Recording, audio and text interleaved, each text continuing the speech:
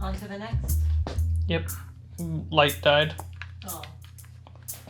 Experience points, not milestones. I already talked about milestones in the prophecy video. Go check that out. But now XP, experience points. Let me offer you a fix to your frustrations, your woes, whatever you might call them. Professor Dungeon Master from Dungeon Craft. Go check him out. He made a video a while back talking about 10 XP. I still stand by the idea that it's very clever, that at total, none of these like 200,000 XP, like keep it on the fingers that you can count. Your party goes from 0 to 1 to 2 to 3, 4, 5, 6, 7, 8, 9, 10. And at 10, do something special, reset. That something special can honestly, in my opinion, could be a long rest and you kind of go a little Skyrim with it. But that's not the beauty of 10 XP. Professor Dungeon Master mentioned something really cool: story objective and story obstacle. These are the things that give you XP, not the monster.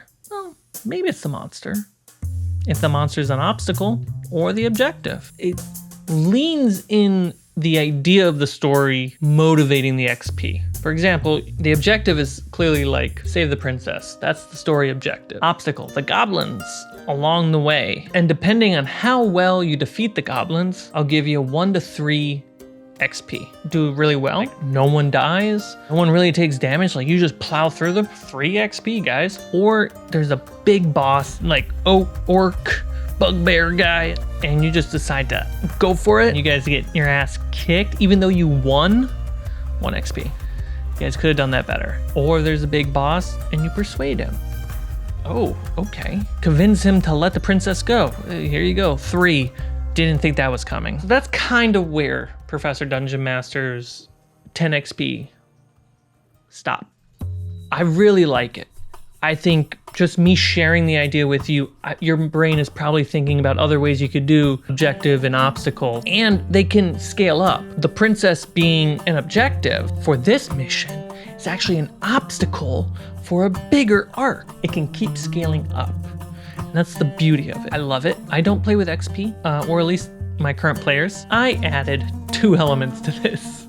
The first element I call acts of character. It's 1 XP, no more than that, just 1 XP. Acts of character should be created in like session 0 or the pitch of your adventure to your players. Are they going to be heroes? Are they going to be adventurers? Are they going to be villains, explorers, surviving in the wilderness? These acts reinforce the genre of the game that everyone agreed to play. So some examples of good acts of character: save people in a dungeon, save somebody from a monster. Like, that's 1 XP because you did something that's good. Collect a bounty alive.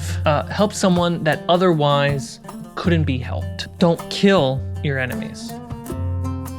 Acts of evil: doom or ruin a person's life. Torture somebody for your gold. Choose to kill your enemies when you didn't need to. Collect a bounty, dead. It's 1 XP because you leaned into the genre by your action. Exploration: clear out a dungeon. Record and report a new location or dungeon on the map. Record and report new or dangerous creatures and where you found them. Recover a lost artifact. Recover lost lore. If exploration is something that you want to do in your adventure, this is a great financial encouragement for your players. The story objective and the story obstacles will give them more XP because it's part of the story, but then just simple acts that fit in the game that everyone wanted to play. XP, XP, XP, XP, XP. These acts can honestly be individual. They don't have to be group. So if someone gets to 10, their long rest doesn't level them up. They have to wait for everyone else to level up. So that way everyone's being rewarded individually, but the group levels up as a team. I think it's cool. I genuinely think this is a great way to run XP for a role-playing game. And it's not necessarily Dungeons and Dragons specific, it's just role-playing. Now the final, because I said 2 things I added to the 10 XP. 1 is act of character. 2nd, treasure. This might be D&D specific. Going into a dungeon and getting treasure. It's a staple of Dungeons and Dragons. What's the motivation for a dungeon master to toss gold into a game? What's the motivation for collect the gold in the dungeon other than like, oh, now we have gold even though we have nothing to spend it on? Because we find our potions versus buy them. Because we find our armors instead of buy them. So now we're running out of things to spend our money on. So treasure. Instead of gold or coins or currency, let's just use the word treasure. I have small treasure, medium treasure, large treasure. Small is 1 XP, medium is 2 XP, and large is 3 XP. What is a small treasure? You can quantify this on your own. What I have written down is for myself, a small treasure is worth 250 gold to 1,000 gold. That could be a bunch of coins, could be a bunch of gems, could be a mix, it could be whatever it needs to be, but it fits in that range. It's essentially under 1,000 gold, but more than 250 golds. Medium treasure is above 1,000 gold, under 5,000 gold. A large treasure is 5,000 gold to 10,000 gold's worth. That's what I've written down. Is that locked into place? No, I might adjust it someday for myself, but the concept is there where so let's say we kill the dragon. Got your XP from killing the dragon. As an active character, you saved somebody from the dragon. And now, let's give you some XP, keeping the treasure for yourself. Depending on the dragon, you might have just leveled up for fighting the dragon. Works?